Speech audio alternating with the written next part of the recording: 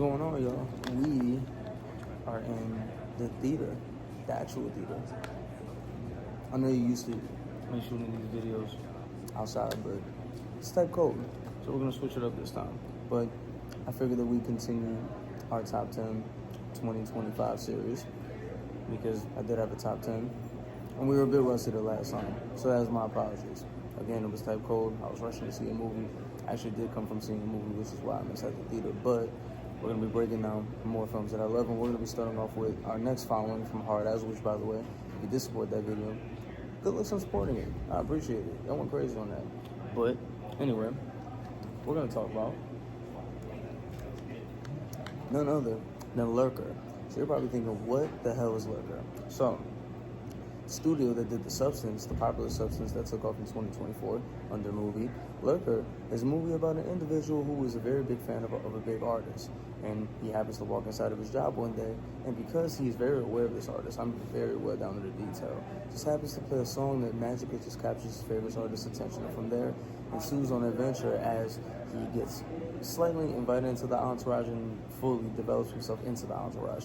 And as the dynamic grows stronger and stronger and time passes, his role into how he wants to occupy into his favorite artist's life turns into dire scenarios that turn kind of psychopathic and into directions that are type scary.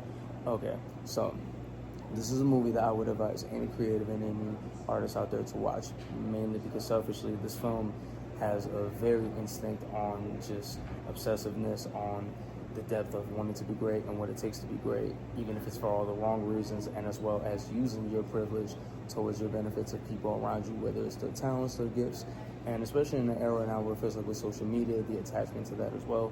This was written and directed by Alex Russell, his directorial debut. He did work for The Bear and also I believe for Beef that was on Netflix. But yeah, one of the cool things about this also, side note, was that Kenny Beats also did music on this. You also have the involvement, of course, of Zach Fox, which, by the way, he has some really great dramatic moments in here, which I know for people thinking like Zach Fox said all people, but trust me, one of my favorite dramatic scenes is in this movie. I won't spoil it because it's some really good shit there. But on a serious note, one of the things that I really love, especially about that dynamic in this film, is that, you know, when you look at a lot of what this film revolves in, is that these two gentlemen, from the artist, of course, to, you know, the individual that ends up, you know, becoming like a big fan of him, is that you kind of see this like weird parallel that kind of goes on. It's kind of like a, you know, like a psychological thing that's going on between the both of them, and that kind of like intervenes between like what exactly it is that they're trying to do. And then on top of the fact that the movie also challenges like how is it that your entourage is trying to advance your career and the things that you're trying to proceed on, including taking advantage of your everyday lifestyle. Because once you get used to things don't become as thematic as you used to. You don't have the instinct to want to grow and adapt and be great. And especially as an artist, it feels like you get stuck in the same cycle over and over. But again, that's one of the cores about the film that I think is very appreciative, is that it doesn't really try to tell you that, oh, you know, success is all this glory and cool stuff. And I know that's like the usual cliche, but it takes an interesting turn in really kind of showing the depths of how dangerous it could be when a person's possessiveness overcomes their morals.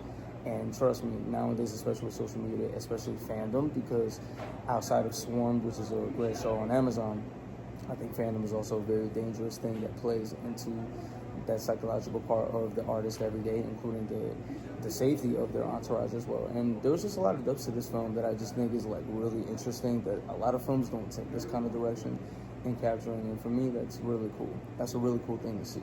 And again, even the original music in here is actually really good. Oh my god, there's so many details I want to get into, but there's one specific scene, I will say this, it takes place in the studio. It is one of the most effective studio scenes I've seen in a very long time. It is some great fucking acting in that. And also my girl Havana from Bottoms is in this.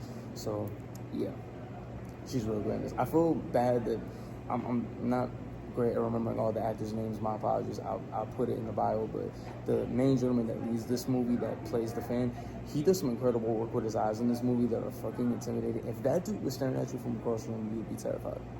I actually would be terrified to turn off this camera and literally leave. Seriously.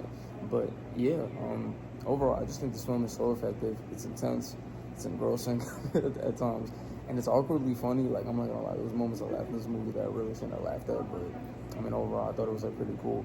And yeah, it's a film that I think every artist should watch. I think even fandoms out there should watch. And I think it's I think it's a film that with due time is going to make us more grounded. It was one of the more independent films that came out last year, but you know, I wish I could have caught it more times in theaters, but I'm glad that I caught it when I did.